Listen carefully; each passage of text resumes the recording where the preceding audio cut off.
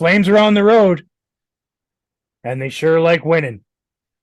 Dylan and Chris from the ArmChair GM podcast, brought to you by the Hockey Podcast Network. Let's get into it. Off down to Backlund. Straight away. It comes back to Backlund one more time. Top of the circle. Delay penalty here. A shot. Score!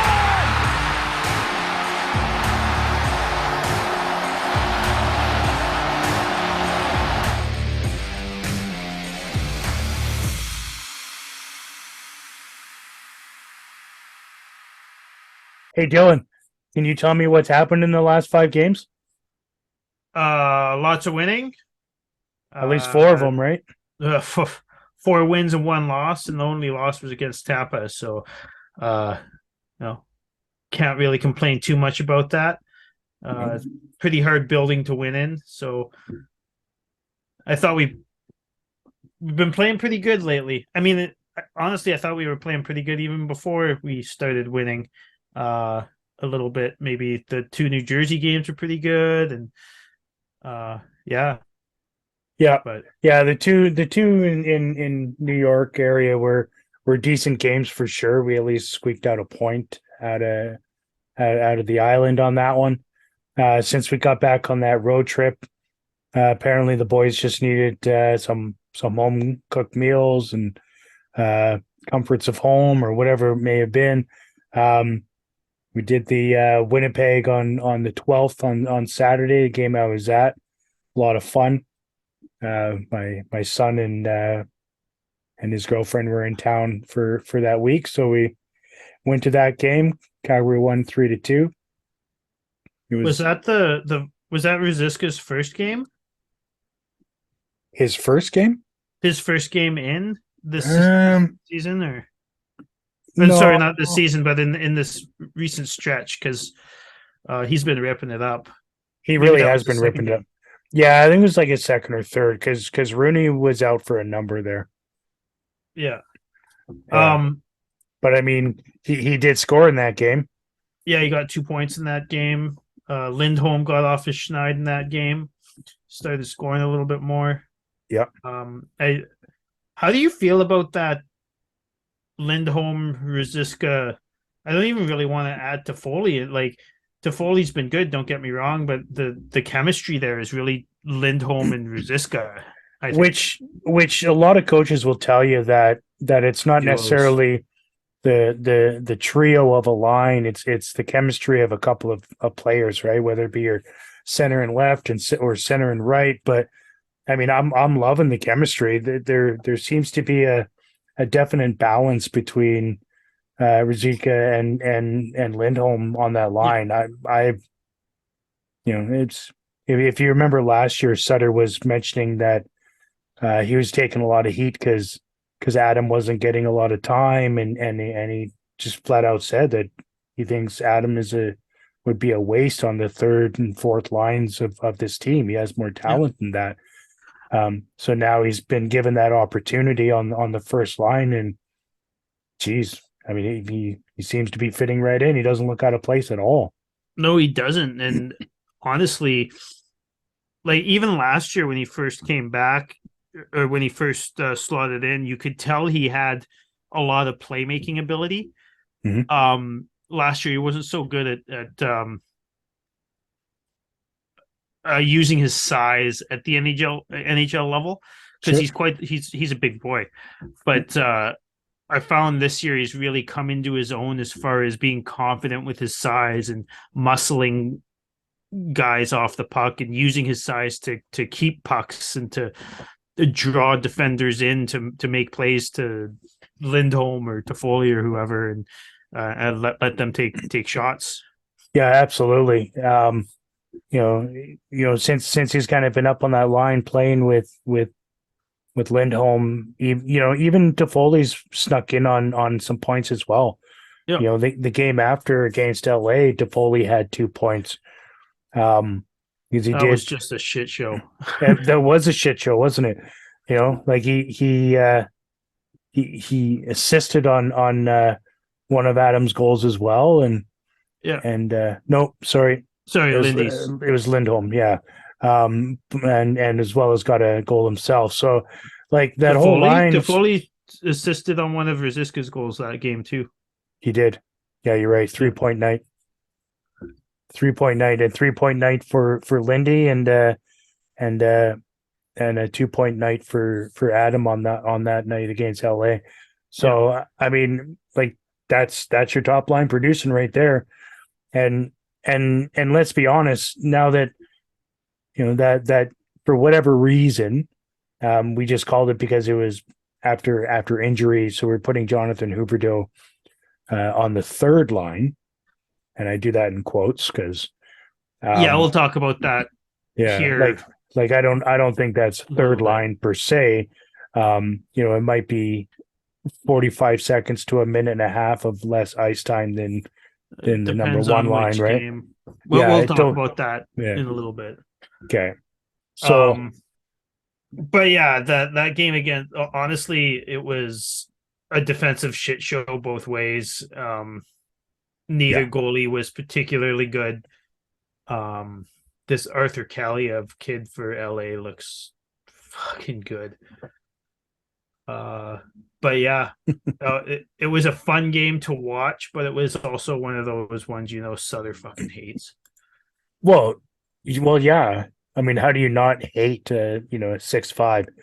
Being I'm an ex-defensive player. I'm not a fan of that type of score. It's fun when you're in the stands and jumping out of your seat every time the horn goes off and the flames are going off in the rafters. But yeah, no, it was a shit show of a game for sure. It was really nice to see Doughty, as I refer to him as Pouty, get booed every time he touched the puck. Yeah, well, I mean that's one thing, but it was just nice to see him have probably one of the worst games he's had in the last 5 years. Yeah, and without Kachuk in his face too, so that was nice. Mm-hmm. It's good to know that somehow he's still in his head, right? Yeah, it's good to know that it's just the emblem that's in his head now, and not Matthew himself. I like that. Yeah. And then fast forward a couple days to the Lightning game. We went out on the road, hit up Tampa Bay. The Florida guys and Coleman were all saying how much they really wanted that win. They hate playing there. The Florida guys hate playing there because the Lightning are so good. Let's be honest. And they proved it because.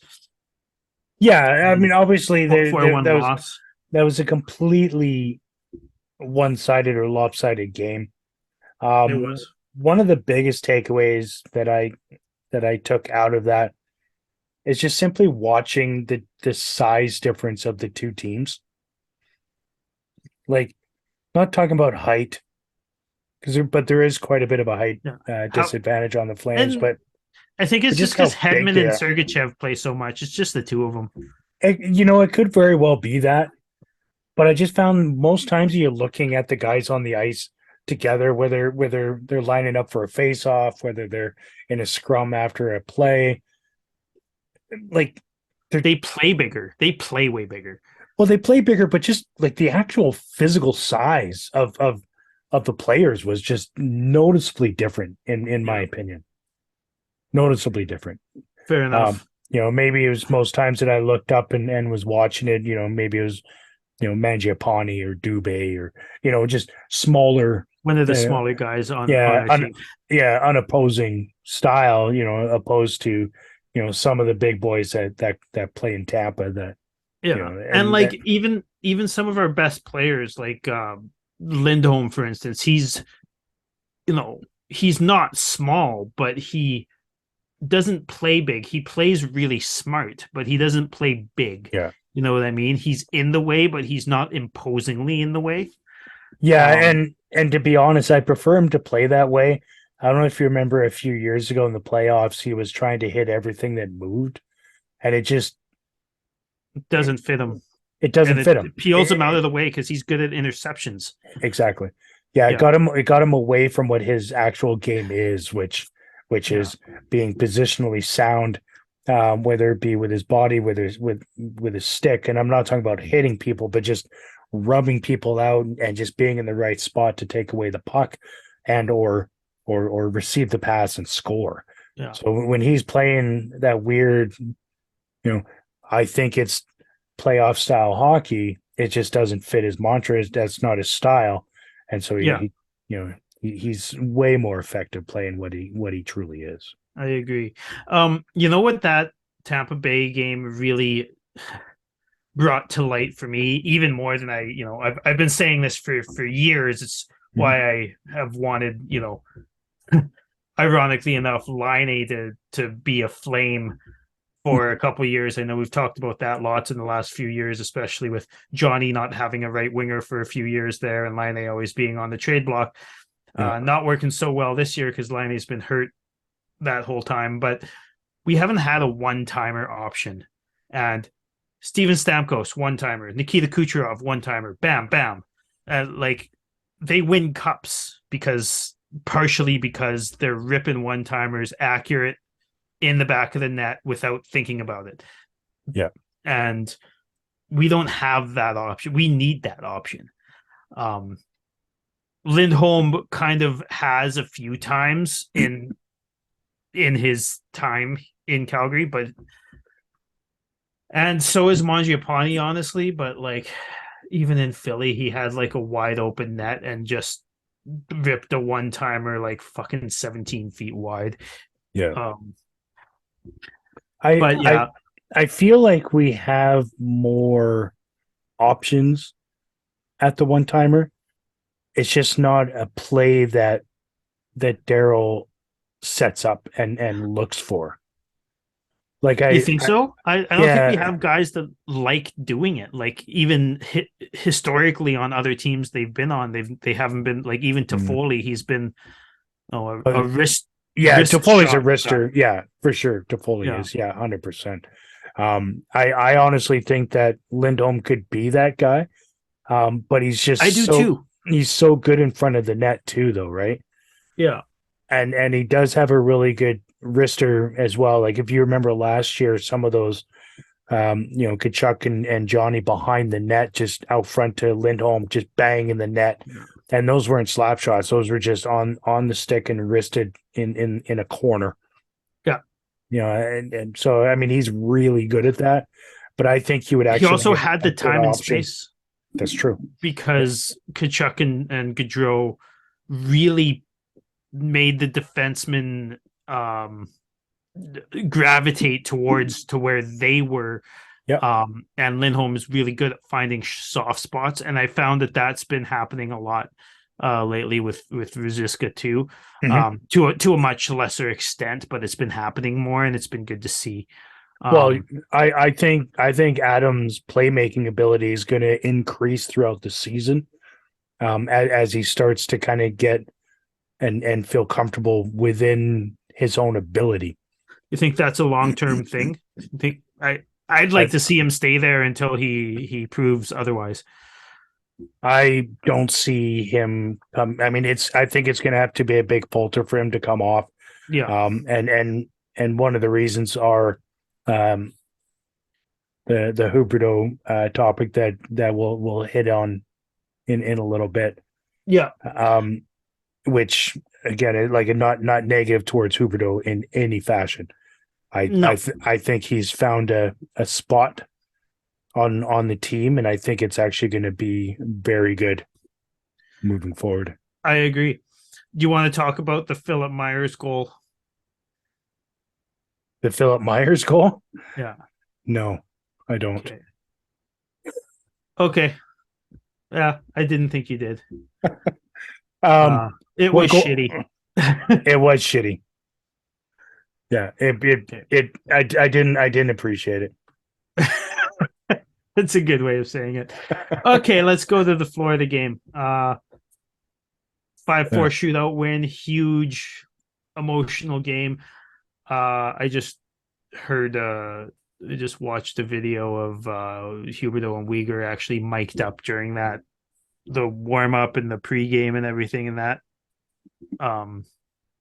Yeah, you could tell those two were really pumped up and emotional about being there. You could really tell. Yeah, they wanted to win that game. Absolutely. And Um, yeah. they're they both, in my opinion, struggled throughout that game because I thought they were trying too hard. Um, which is kind of unfortunate. I know the people of Florida, given um, the podcast we were on Friday night, and I think aired on Saturday in for the Florida crew there. Yeah. There, even the fans were emotional and super excited to see the return of a couple of players that were bred in the industry in Florida, which is not a normal thing for that organization and not a normal thing for the fan base. Yeah. So I think they were, the fans were excited to see them. Even watching some of the videos from pregame and stuff, like the fans Absolutely. were super excited, and Huberto was, clearly excited. I believe he went out for dinner with a couple of the Florida guys Yeah. on Friday night. So I I'm hoping that they were able to get some closure on that deal because they certainly didn't get any during the summer, given the situation in which they were traded and Get the emotional monkey off their back. exactly right. Yeah. I mean, given the hour in which they're traded on a Friday evening in the middle of the year or middle of the summer, sorry. So I hope they're able to get that off their back and just kind of move on with Yeah, what's Bill Zito happening. didn't handle that very well. He really didn't. Yeah, It was very unprofessional, but yeah, a couple of guys that, in my opinion, deserved more given what they gave to yeah. the organization. And like I'm not a huge fan of Huberto's agent. I think what's his name, Alan Walsh. I think he's just a little bit too integrated into everything to do with his clients' careers as opposed to just their contracts. I think there's a lot to dislike when it comes to Walsh.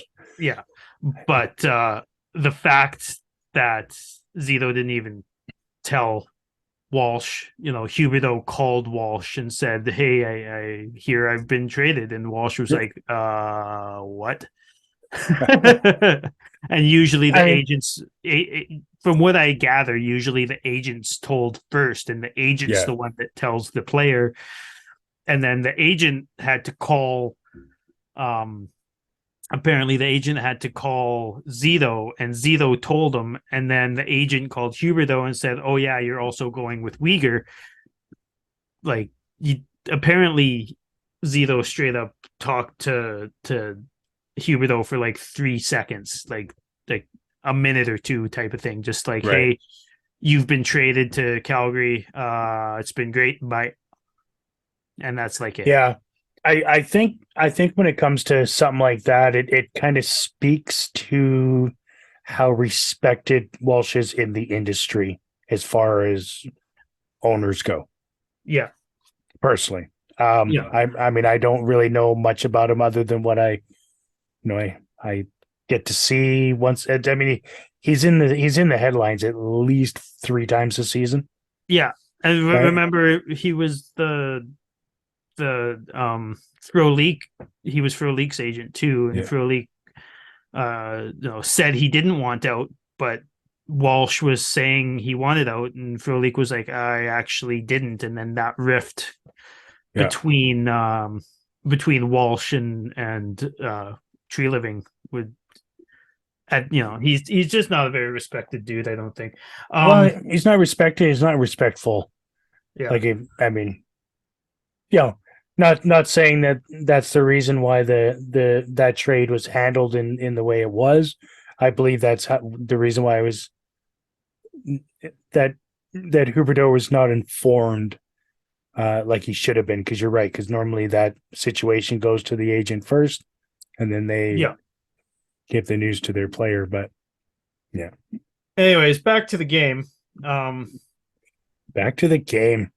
So Rosiska fucking 2 goals that game.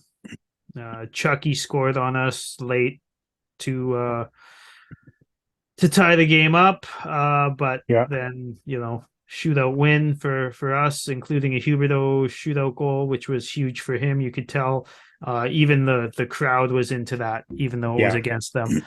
And it's funny, I was listening to a radio hit earlier today with Ryan Leslie, and he was talking about that building. He said he's been to that building several times, and he's never seen nearly that many people there. Right. Yeah. Yeah. Obviously they, it attracted a crowd. You are right in that shootout goal. The crowd kind of jumped out of their seat, which is great, right? Yeah. Give the man the props that he deserves. What I also found to be interesting is when Anderson scored his goal, how loud the arena was for that as well. Yeah. That actually surprised me. Yeah, I wanted to bring that up too, because have you ever seen Anderson on the shootout? Yes. Yeah. Yeah. I couldn't remember if I have. Actually, I don't know if it was in the shootout. It might have been penalty shot. Yeah. Okay. I know that he scored that as well. Yeah. I know that he said that he does that in practice, and I know that he said that he did that in Stockton. He was one of the shootout guys in Stockton and did that move a lot. But that was beautiful. Crazy patience. Like obviously it's a move he does, but I was really impressed with that. I was like, I can't believe Raz. Like, I love Razzie, but I did not know he had that in his repertoire. And look at where he scored that goal from. Like, he was a foot away from the goal line. Yeah. When he put that in and just pure snipe the corner. Like, absolutely, that was unreal. And absolutely waited Spencer Knight out too. Yeah, not bad for a defenseman. Yeah. And, the only reason why he did that is because when he shoots the puck from any sort of a distance, he can't hit the net. Yeah. But if he's patient and thinks about it and shoots a shot, damn, he's got some aim. Absolutely. You hear that, Rasmus? Do that more often. Hit the net. I'm curious what you think about the Colin White goal where Markstrom was behind the net and kind of served it up. I mean, in my opinion, there were three people that blew an assignment, as well as, I mean, Markstrom shouldn't have been behind the net in that situation. In that situation, no. There are lots of situations where he should go there, but that's not one of them. Yeah. There should have been more red jerseys, I guess, or white jerseys, in and around the crease.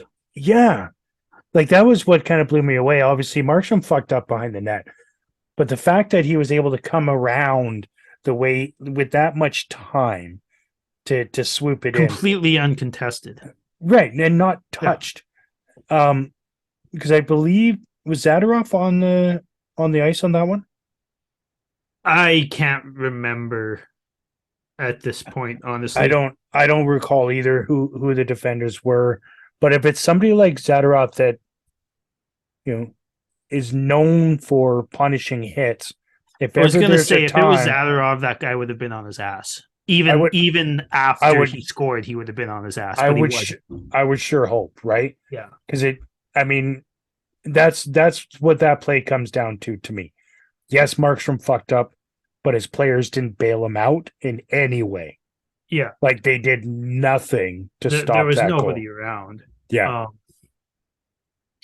Yeah. I mean, and like the thing is even if Markstrom was in the net and White was behind the net, he shouldn't have had that much time and room. Even if Markstrom was in the net, he shouldn't have been able to wrap it around like he did. There should have been somebody there. Yeah, and I'm not. So like I'm gonna go old school on you here. Like, I'm not talking about a poke check or a stick check. Knock his ass down. Yeah, as he's trying to come around the net. Like it's that easy. It's it's a legal hit. It's a justified hit, and it's a common hit. Just be in position to make the play.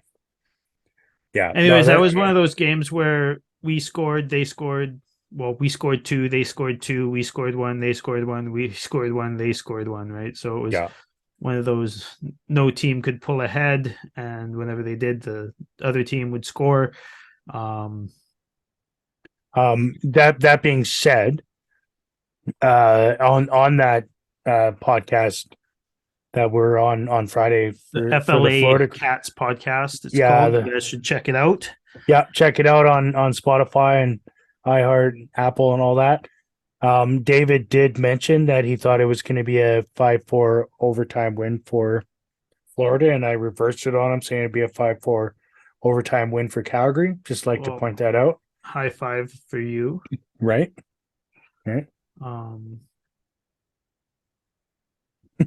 And moving on, shall we, to the next game? Wow, just nothing, eh? I gave you a high five. So then 2 days later, we were in fucking Philly. Yeah. Which again, no, I gave you a high five. Good job. Thanks, buddy. Thank you. You know, I'm feeling the love there. So we went into Philly. We out hit Philly. Did we out hit them? I believe we did. Philly's not the same Philly as they were in the 80s, 90s. We all know that, which is fine. No.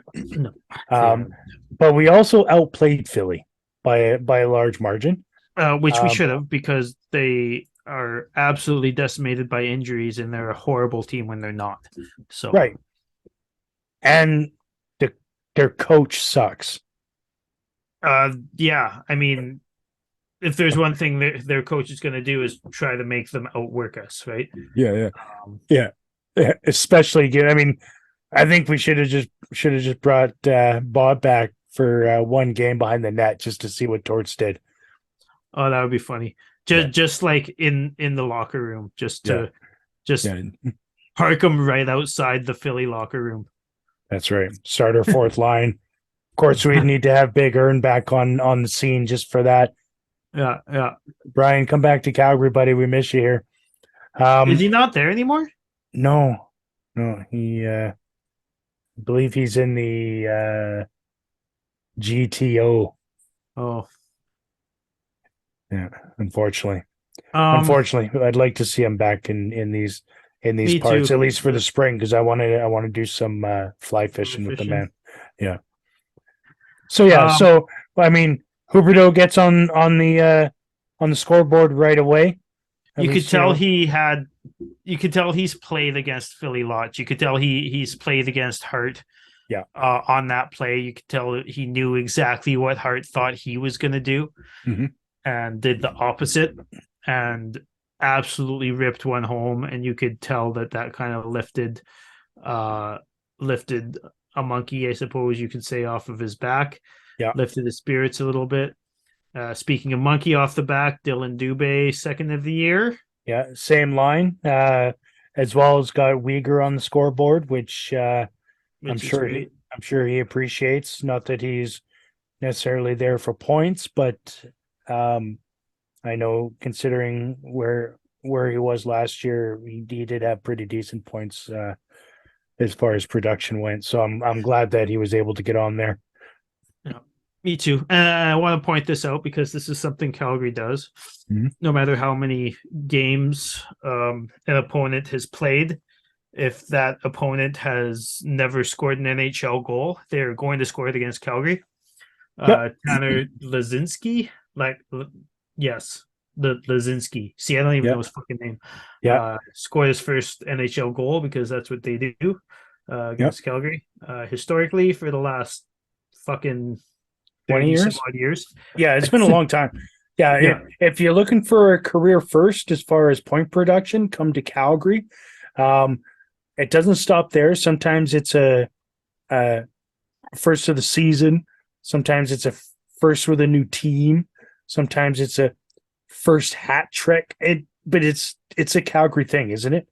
Oh, it absolutely is. First shutout. How many pucks do you think have been taped around and written on in the Saddle Dome for the opposing team? Too many. Way too many. Anyways, Yeah. I mean, was that the one. Oh no, the Farabee one was the one that was kind of Markstrom had no chance on that one. That the giveaway one. Yeah, Yeah, we'll talk about that yeah, in a second. Anderson scored, yep. which was good. It was great. Mangiapane and Hannafin got assists on that one.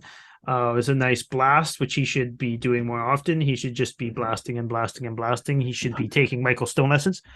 Yep. Pucks at the net. Yep. And then Mangiapane, of course, goes ahead and completely makes up for that assist he just got and serves up a giant pizza right up the middle of the ice for Joel Farabee, who is Just all alone in front of the net. and like a slow roll type pass, like zero urgency on it. Just here, I don't want it. Yeah. And then I mean we get a couple of nice Couple of empty netters, which is good because we haven't been able to do that this year. Yeah. Coleman from 180 feet away. That was a great shot. It was and he didn't even he just whipped around and did it right. It wasn't even yeah. So that's good. Yeah. And, Veteran savvy. Lewis got one. Another veteran savvy, right? A lot of that one was a lot more work. Oh yeah. But which we shouldn't have needed, but that's okay. We'll take them. We'll take it, right? Because when you're sitting there late in the third and it's 3-2, given how the Flames have been this year in the ascent of games, I was nervous. I was too. Yeah. Don't know why. Right. I think that's the first really crappy team we've played. So we better have fucking won that. I'd be fucking pissed if we didn't win that one. For sure. Yeah, for sure. The faceoffs were 50-50 that game. That doesn't happen very often. Right. Which they shouldn't have been, in my opinion, but that's okay. Because the point production was there. Dude, they've got fucking 3 players that you could name. Yeah. On their roster right now, and Carter Hart's one of them. Right. And I'm pretty sure he's 100% in the faceoff dot. Yeah, you'd think so. Yeah. Right. So there's our recap. So should we take a quick break and then come back with maybe talk about some Mangiapane, talk about some numbering lines, stuff like that. Sounds good. I like it. Sounds good. We'll be right back, everybody. Hockey fans, light the lamp this winter with DraftKings Sportsbook, an official sports betting partner of the NHL. New customers can bet just $5 pregame moneyline on any NHL team to win their game. Get $150 in free bets if they do. If that wasn't enough excitement, you can turn small bets into bigger payouts with same-game parlays. Combine multiple bets like which team will win, how many goals will be scored, and more for your shot at an even bigger payout. Download the DraftKings Sportsbook app now. Use promo code THPN. Bet $5 on any NHL team to win their game and get $150 in free bets if they do. Only at DraftKings Sportsbook with code THPN. Minimum age, some restrictions apply. See the show notes for details. So, Dylan, what do you think of the new line since Huberdeau came back from injury? Well, I mean, I think they've been working out pretty good. There's been lots of scoring. Can't specifically say the defense has been any better, but the offense sure has. Yeah, agreed. I think Huberdeau has found a spot with an elite two-way center, as well as Blake Coleman seems to be currently the only Flame that can really receive a hard pass from Huberdeau. Yeah, and I mean, those are, in my opinion, I mean, other than maybe Lindholm, those are the only 2 guys on the Flames who never cheat you on effort. Yeah. Being obviously Backlund and Coleman. And I just want to put this out there. And I know that you hear, a lot of people who are watching this probably hear this lots on the radio or whatever, without stats to back it up. But so Daryl says that he doesn't number lines. And in most games, they're the top three lines. In most games since these lines have been put together, the top three lines have kind of had close to within a minute and a half of ice time, and that's great because that just means you have a more balanced attack, in my opinion. But let's just take last game against Philly. Jonathan Huberdeau had 17 minutes of time on ice. Michael Backlund had 18 minutes and 52 seconds of time on ice. Yep. Power per penalty kill. Yep. And Elias Lindholm had 16 minutes and 11 minutes. Ruzicka had 11 minutes. Yeah. So let's be honest. If we're going to number lines based on how much ice time they're getting, Huberdeau and Backlund are getting way more time. Yeah. Even Coleman was 16:32, right? Coleman was 16:32, which is more than Lindholm. Yeah. Interesting to note on that in last night's game is, Kadri, who we've always, since the beginning of the season considered second line at 14 minutes. But one thing that I did notice, Luch was out there for 13, which is big. Lewis was out for 13. Rooney not as much with just shy of 10 minutes, but Luch had a lot of playing time with other lines, especially when it came time to resetting after penalty kill. I found that Luch was almost on the ice exclusively every time.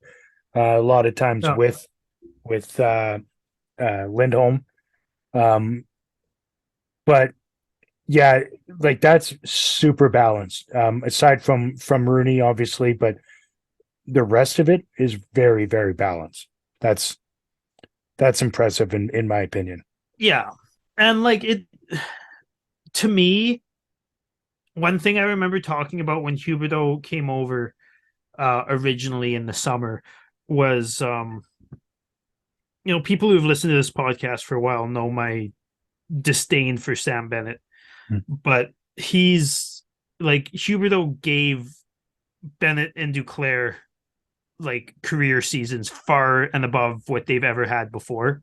Yeah. Last season, playing 5-on-5 with them most of the season, on their quote unquote second line. He wasn't playing with Barkov and Verhaeghe. He was playing with Bennett and Duclair most of the time, 5-on-5. He got 115 fucking points. Right. Obviously, I highly doubt he's going to get that probably ever again. I doubt he'll probably be close to about a point a game this year. Next year, if he's on our quote unquote third line again with Backlund and Coleman, let's just say if he plays that whole season, if he gets 90 points, who fucking cares what line he plays on? Who cares how much ice time he gets? If he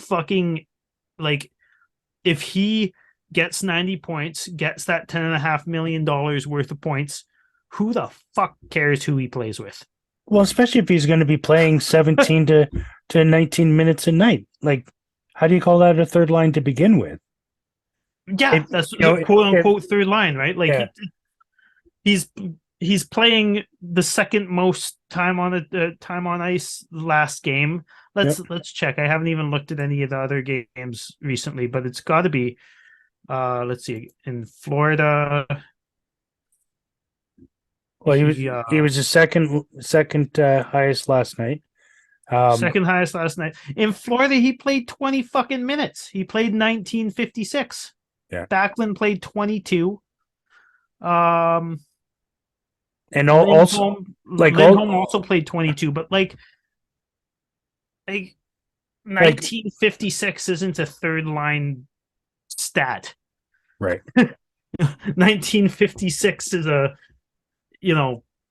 first line stat. Well, that's right. And if you look at our quote unquote first line, Lindholm last night in Philly played 16-11, but in that mix was 245 power play time and 1 minute 21 of shorthanded time. Yep. Opposed to Huberdeau, which was, obviously like 49 seconds more, Yeah. but he played less power play time and almost a full minute less of shorthanded time. Yeah. So, yeah, you tell me who the top line is. Sutter knows that you don't win games without Michael Backlund going. Yeah. Exactly. And right now, especially with having Coleman on one side and Huberdeau on the other, that's a dangerous line. That is a super hardworking line on all three accounts. And let's be honest, Backlund, he made Tkachuk. Yeah. Maybe he didn't make Tkachuk, but he certainly taught Tkachuk how to play the game properly. Right? He taught Tkachuk how to come back in the play and make a play. Exactly. I can assure you of that, because he did not do that for the first 2 years. Yeah. He was just kind of floating around in the neutral zone like an asshole. Yeah. But guys like Backlund, and I'm sure that was part of the reasoning why Sutter put Huberdeau with him. Not saying that Huberdeau is not a responsible player, because he is. But like in the last knows two the system better than anyone. 100%. I mean, he was drafted by the coach. Yeah. He knows what Daryl's all about. He knows what his game's all about.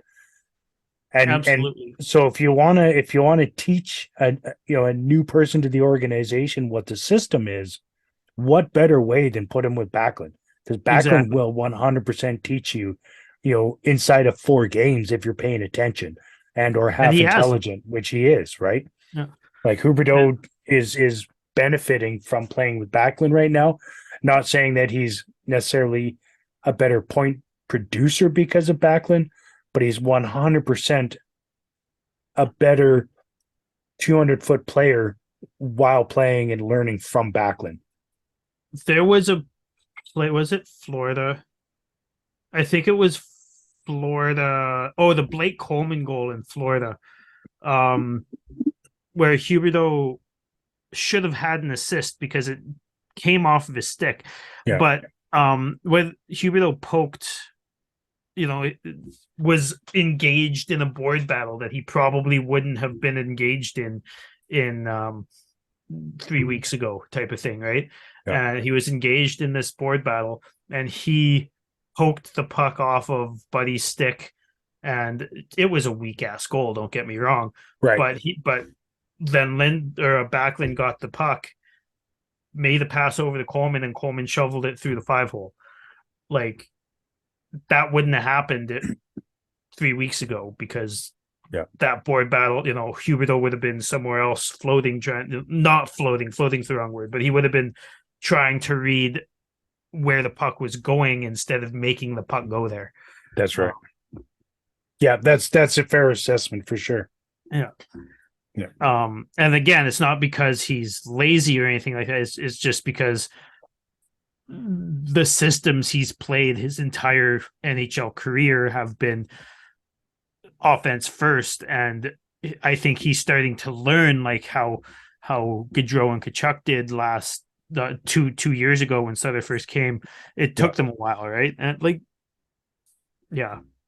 long story short, who fucking cares what line anyone's on, as long as I don't number lines. Yeah, I talk about pairings or three guys on the line. I don't put them on a number system, because there's a lot of coaches that are running that way as it is right now. You have to reward players that are putting forth more of an effort in game time anyways. Yeah. If a player or a couple of players are hot, you put them out on the ice more often regardless. Yeah. That's just how it is, right? And like if you look at this is just the most obvious example to me of another team that does it.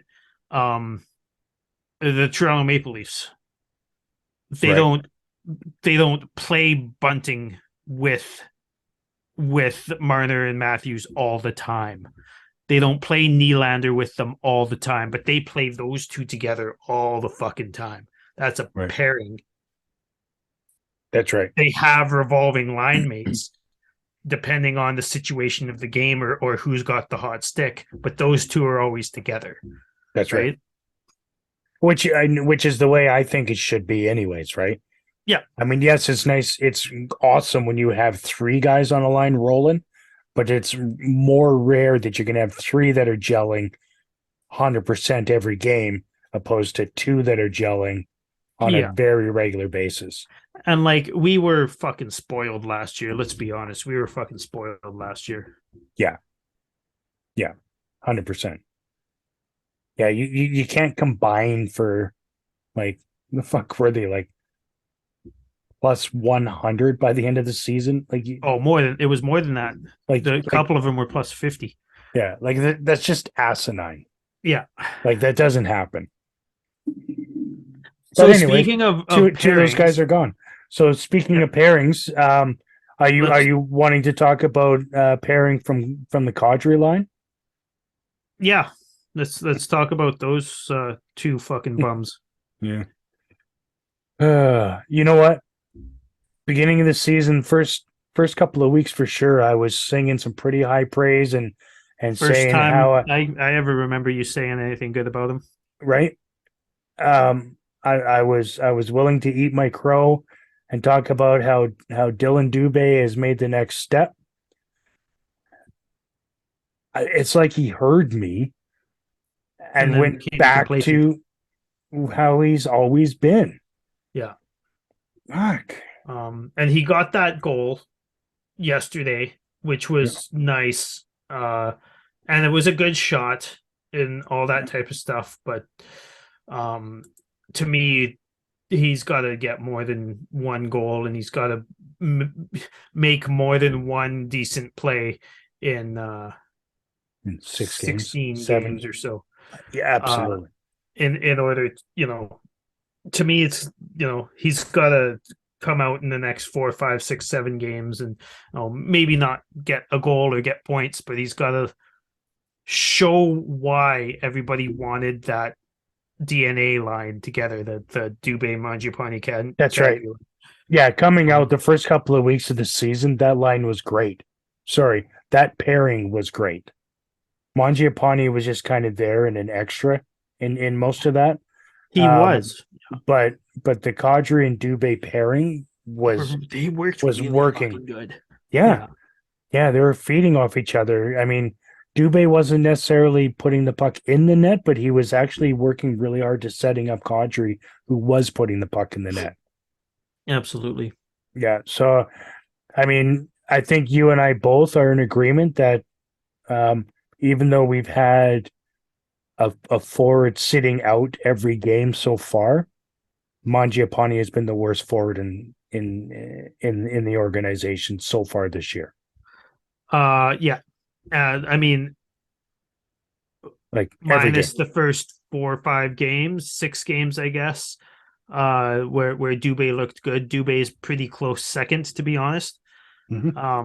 But Mangiapane has far and away been the worst fucking forward in the organization. Like, even all the guys in fucking Stockton or Calgary in the playing for the Wranglers they're all engaged. They're all doing good. Mangiapane. So I want to eat crow on something. I've been harping on Mangiapane for the last couple of years for not passing, because super selfish. Got 35 goals, which is fine last year, but he's always been super selfish and hasn't been able to make plays. And now I see why, because he's been trying to make plays this year and he's just piss poor at it. Yeah. Shoot the puck. Just shoot the puck, please. Just shoot the fucking puck. Yeah. Yeah. Don't muffin pass it through the center of our zone so as you can set up, the other team. Like that play last night was just like, what the fuck was that? Like, so how did he score? Sorry, go. Like that was beyond bad. Yeah. That pass. Like that's something okay, you see it in junior because my take on junior forwards is every single one of them are playing for themselves. They it They want especially to when get it comes drafted.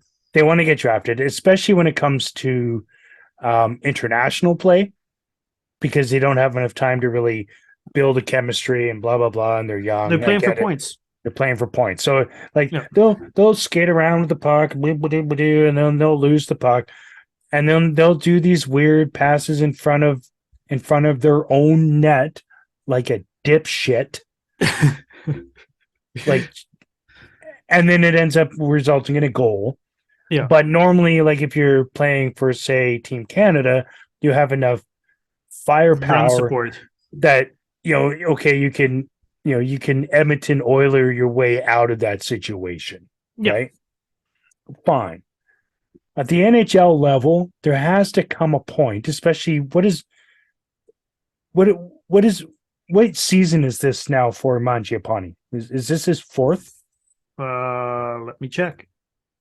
No, it's got to be more than that because he's 1, 2, 3, 4, 5, 6. I mean, he played 10 games his first season and 44 so games his second season. okay, So 44. So we'll say 5 then. yeah, For fuck's sake, Andrew. Those are mistakes you cannot make.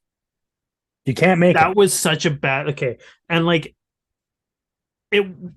Obviously, we're focused in on that bad pizza that he served up That's last just night, but that's just a microcosm of what's been happening right. That's the just whole season. the latest thing, right? Like it's every night you can find something like that in his game that just makes him look junior. Yeah, Like he can't match up against NHL players at all. no, In any situation. no. Well, there is one situation, and it's the situation he hasn't been using this year. And it's I'm gonna come up with a random number because I haven't counted, but I'm gonna say about 25 of those 35 goals last year came because he was using his speed driving the net, outspeeding the defender, not even deking around the defender, not even fucking muscling a defender off of him just because he can't do that. But I was just say, like, just outspeeding the opponent, driving the net, shoveling a puck in. Yeah. And what he's doing now is something honestly that Gaudreau did all the time, but he was good at it, where rush into the boards, stop, button hook, turn backwards. Gaudreau would make a nice pass. Mangiapane smash, gets hit off the puck, or makes a pass out of desperation because he has nothing else to do and serves up a pizza or something like that. And he's been doing it all year. Stop passing the puck, dude. Shoot it. Rush. He's not serving That's all up. you're good at. He's not serving up a pizza. He's the bread man. He's serving up breadsticks. Come on. No. No, go with it. No. Just go with it. No. God damn it. No. Nope. Nope. You know, I don't even know where that pizza term came from because I love pizza, but I love bread too. So I don't know. You know what? I mean, I could learn to love me some bread man. He's serving up a turd. Let's go with that. He's just shitting all over the ice. He's just he's creating shitty plays on a regular basis. He is. He's creating great plays for the opponent. I think really the only final thing to put on that is just playing like shit. Yes. Right. He has been for all of the season and preseason. Like as bad as a couple of the players were that are playing in the Wranglers dressing room right now during the preseason, right? Yeah. Mangiapane did not outplay any of them. No. in preseason. Like he literally is on the team just because he has an NHL contract, not because he was better than anybody. 5.8 million fucking dollars. $3 million player. Do you remember what I said when that was signed? You said $3 million player. Do you remember what I said I would pay him? No. 2.5 maybe. I said 1.8. And everybody shit on me because he's got 35 goals at one time, that 1 year. That's just it, right? He had 35 goals. I don't think he's ever going to get back there. And I never thought he was going to get there. But my whole thing is like, if he did what he's good at, like his career high before that was 18 goals in 56 games. So that prorates to what, like 24, 25, 26, something like that. I think if he plays the game that he played last year, that he's not playing this year, I think he would be a pretty good 20 to 25, 20 to 23 goal player most years, which is perfectly fine. And coming up to where the salary cap's going to be in the next few years, 5.8, I guess, is going to be around a 20, 25 goal player. It's not fine because he doesn't bring anything else to the game. He doesn't. So to me, it's not fine whatsoever. Yeah. I can't find a single justification for that contract. And I put him at 15 to 20 points perennial. In his points career. or goals? Goals, sorry. Goals. Yeah. yeah. Thanks for pointing that out. No, definitely goals. Yeah. 15 to 20 goals does not justify that contract. Yeah. I go, okay, 18 to 23, I'll go. But yeah, like, and neither of us are obviously a big fan of Mangiapane. And the thing about this whole thing is that DNA line was our best line for the first 7 games of the season or whatever, like by a long shot. Partially because Lindholm and Huberdeau had nothing going on. That's right. Yeah, they're trying to figure each other out. You got Lindholm playing with 2 new line mates. You have Toffoli playing with 2 new line mates. You have Huberdeau playing with 2 new line mates and a new organization and a new system. Yeah. There's plenty of reasons why that line wasn't going.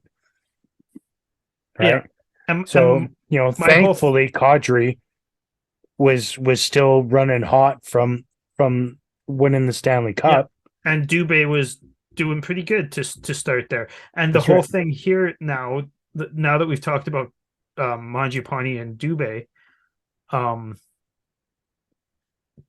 they're holding Kadri back, but now there's nobody else to put there because the other 2 lines are doing so good. Which is fine. Don't get me wrong. I like that the other lines are doing good, but this whole fucking Dubé, Mangiapane, Kadri line is not doing anything. Like Kadri is good at screening on the power play, and he's still doing all right, but he's kind of disappeared off of the, not so much even off the score sheet. He's not as noticeable. He's not as noticeable because he's not scoring goals, but I still find that his 200-foot game is still on point, and he's still achieving what he should be. That one player on that line, right? The other 2 are not, and so because they're not as productive as far as offense, then it becomes noticeable. No, I think I realize why he's less noticeable for me now, but let me just look at the stat to make sure I'm correct on this. So game logs. So at the beginning of the season, oh, there we go. Yeah, he was playing like 17, 19 minutes a night. And I guess he played 19 minutes a night. Yeah, so there's been a couple games he's been playing like 16, 13, 15. So I guess he's been playing a little bit less, but still, like, I don't know what it is. I'm not noticing it. Like, you know me, I don't only notice players when they're scoring. In Right. fact, most of the time I notice them more when they're not. Yeah. um, Well, that's why I had to rewatch last night's game, because I felt like I missed a lot of weirdness in different plays. I had to rewatch it because I was kind of preoccupied watching it on the tablet while I was sitting on the counter and I'm making dinner and doing all that sort of stuff. And so I'm kind of the same as you, right? It's not really what's happening with the puck. It's I want to go back and watch what's happening with the guys that don't have the puck and where they're at, what they're yeah. doing. And so I get what you're saying there. I 100% get what you're saying there. Yeah. Um, but yeah, I feel those two are like Dubé's fucking missing the net, and when he's not, he's shooting it right into the fucking crest, and Yeah. Mangiapane's trying to make passes he has no business trying to make, and make fancy button hooks that he just falls over on, or it like they're So holding Kadri back, I so think. so basically what it comes down to is Dubé and Mangiapane are still doing what they've always done. Yeah. Got it. So that Except being said, Mangiapane's not potting any goals. right, which he did it one time in 6 years. Well, I mean, he's still got 18 and 16 goals in different seasons, but Right, which is where I put him as his average. yeah, which is fine. But he's not on pace for that. He's got No. 2, 3. Whatever. If So you so that puts him on pace for what, like fucking 13, 14 goals. do you know that on this date, which is November 22nd of 2022, you've made me think about Mangiapane more than I have in the last 2 calendar years. Well, maybe you should pay more attention. No. What I'm saying, why don't you tell me about the grinder line? Now that we have unfortunately Richie, our scoring machine, who suffered a undisclosed 2 injuries apparently from that incident falling into the net with with with one of the Panthers. Yeah. What about that line? What do you think of Luch right now? It's funny because he's not, like, when he first started the season, he was making really nice plays to Richie mostly, but he was like, yeah, Richie was making nice, one timers and scoring, but it was off of Luch's nice passes. Right. What's happening now is the work that Luch put in then before he made the passes is still happening. So he's still doing the board work, doing the behind the net work, grinding away, but he's not doing those nice passes anymore. Right. Yeah, I feel like, and he's not quite as quick as he was to start the season either. That's true. I will give you that. The last couple of games, I've noticed a bit of a slowing of Milan for sure. Because we were singing some pretty high praise for his, his speed. Like, he was our best guy on the ice for that losing streak for maybe 2 or 3 of those games. He was the best player on the ice. 100%. Yeah, 100%. Not saying that he's the worst guy on the ice right now, but I want to see some more from him. I want to see some more physicality from him. Me too. I can't even remember what game that was, but we were talking about it. I think it was the last show. He went and hit like fucking 3 guys on one shift and somehow got credited for 2 hits the whole game. Right. But yeah, we need more of that, Luch. Yes. Right. That's what we need. That's what drives your grinding line. Is that? Yeah. So Lewis, I know people have an issue with Lewis, and I don't care. I don't understand. I He think one people had an issue with 100% Lewis serves the playing with purpose. Huberto, Sure. but I didn't, because same Jake, reason I don't have a problem with Backlund playing with Huberto. right. Just I was just going to say, do those same people call Backlund and Coleman the third line? yeah, I'm assuming they do. yeah. Like, But honestly, like, Lewis is like making league minimum for a 35-year-old guy who's less. I think that's less than league minimum, isn't it? It's like it's 700 and something. yeah. So he's making slightly under that. He's Yeah. he's responsible in everything he does on the ice. He's a In fantastic all, penalty killer. yeah, in all zones, Yeah, he's I have no responsible with the problem. puck. He's responsible with the puck. He's responsible when he doesn't have the puck. Like I, I mean, aside from the fact that he's not a scoring machine, I don't see any flaws in his game. And the thing, like, he's potted. Like, I mean, one of them was an empty netter, but he's potted some pretty nice goals. Mhm. That one, I can't remember who flipped. Oh, it was Backlund that flipped it to Backlund him, on and the he deked Quick. Was it Quick? I think that sounds right because that was penalty kill, right? That was a shorthanded goal. Yeah, and it was just an absolute beauty of a Mhm. little deke he made that everyone was looking at like, is that Trevor Lewis or is that fucking? But those are those little things he'll surprise you with, right? He works his ass off every single game. You know what you're going to get from him. 100% effort. Pavel Datsuk. Yeah, Yeah. maybe not quite the skill. Defensive responsible, Yeah, defensively yeah. responsible. I see what you're saying now. I And see what you're also saying. really nice deke that one time. That one time, yeah. Yeah, I tell you what, I once Googled Pavel and a picture of Lewis came up. It was weird. And Lewis was actually the guy that Pavel was going around. That's fine. That's fine. It made him look like a pylon, probably. It's something like that. He was Yeah. making the whole other team look like a pylon because that's what Yeah. Pavel did. That's right. So that being said, we've gone through the lineup. I'm having a good time thinking about our next matchup, which And Rooney's Rooney. is tomorrow or today, depending on when you're watching this, or depending on when I get my act together and get this show online. Playing Pittsburgh on Wednesday night, 5 p.m. Mountain Standard. It's gonna be a matchup. Pittsburgh isn't quite the team they were 4, 5, 6 years ago, but you can never count out.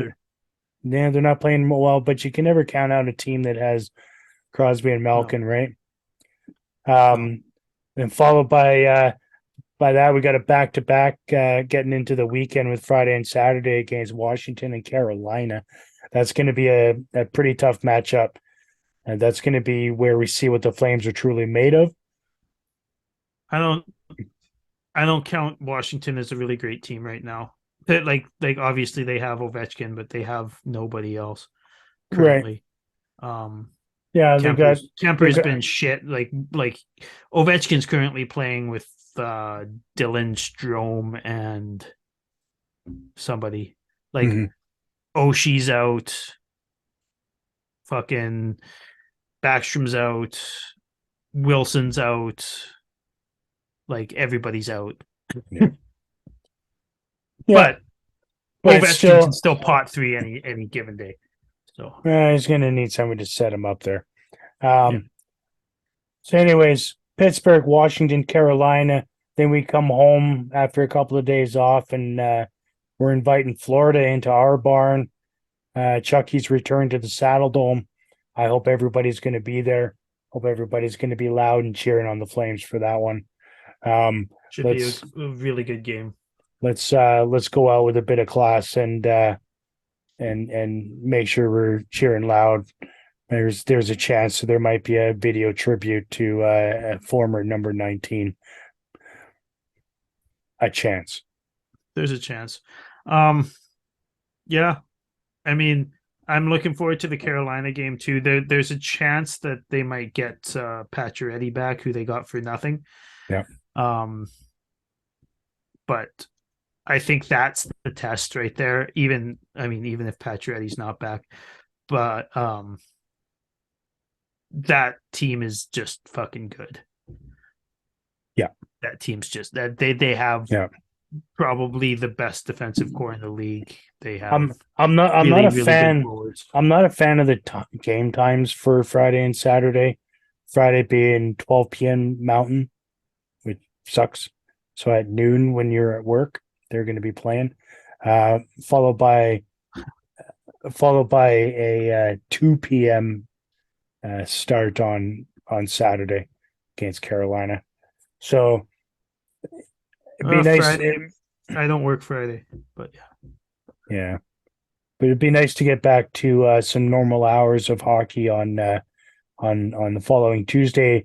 We're hoping to have a really special treat for you guys before the Florida